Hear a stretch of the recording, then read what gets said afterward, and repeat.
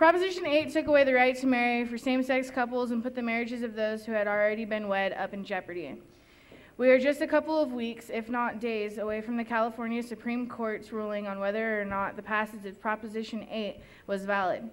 In the meantime, it is important to share the stories of how this proposition affects us.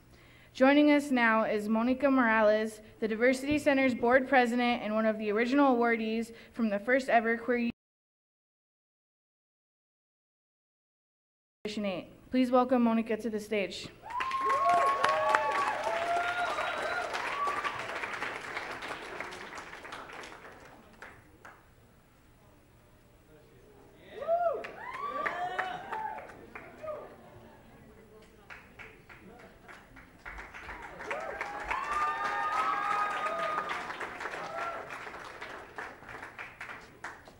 Buenas noches. Good evening. How's everybody doing? Oh. So I talked to Stuart very briefly, and he called me on Thursday, or Jacob called me too. He's like, can you come talk, just say a few words. So I do apologize. I don't have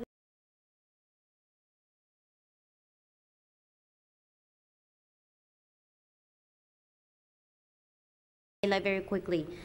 I am Monica Morales. Can you guys see me? I'm 5 foot, so sometimes it might be a little hard to kind of see me. I was raised in Watsonville, and I was one of the first queer youth leadership awardees 12 years ago. Yeah, it's been 12 years. I can't believe it. A lot has definitely changed, and especially kind of being in the audience and noticing just the changes and the energy in the youth. It's amazing, and I really think that we continue to do this work because we realize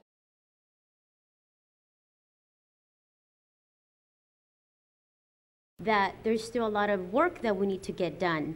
When I first started to organize in the GBLT community, I was 15 years old, and I remembered one of the biggest tasks that I had to do was come up with a support group for Watsonville High students.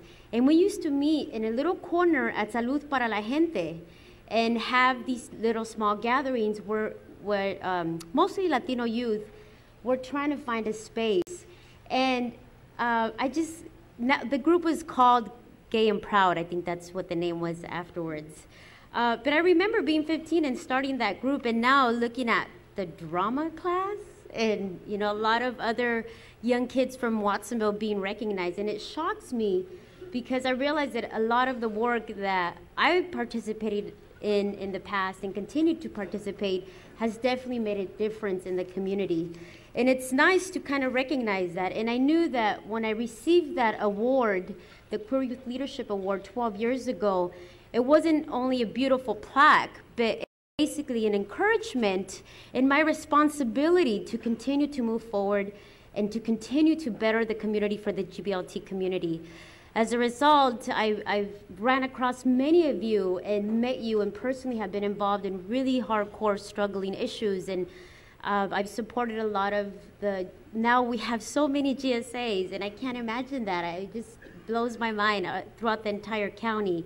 We have Triangle Speakers and the Diversity Center merge, and it's such a stronger organization now, and really hopefully going to develop support for our young people. And like I said, for me, it was that award, but it was mostly the encouragement from everybody that I got to continue to move forward. And currently, I still participate in Triangle Speakers.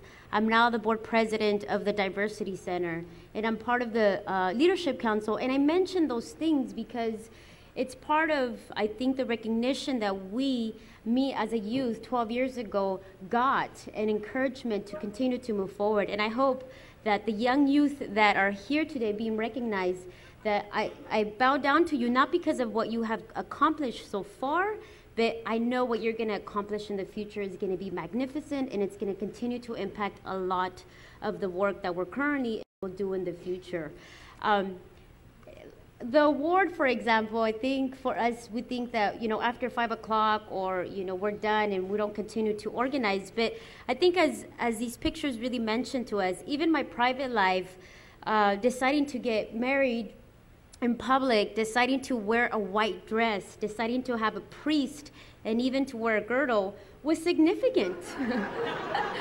was significant because I think as a Latina and having a predominantly Latino family attend the wedding and having my beautiful bride there and, you know, both of us with white dresses, it was significant, and it continues to really impact a lot of our family. We continue to do a lot of the work on a daily basis.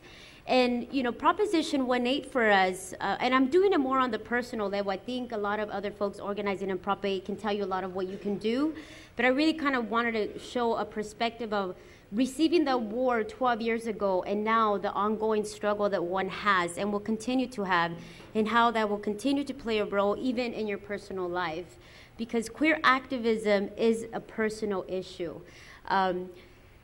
I love that picture of us. It's one of our favorites because it really has helped ground us. And sometimes when we struggle about, well, your mom's not talking to me anymore, and, you know, with my partner, and, you know, your mom told me this, and, you know, just the conflict of issues that we have that other straight couples don't encounter are very significant, and they have a tremendous impact in your relationship.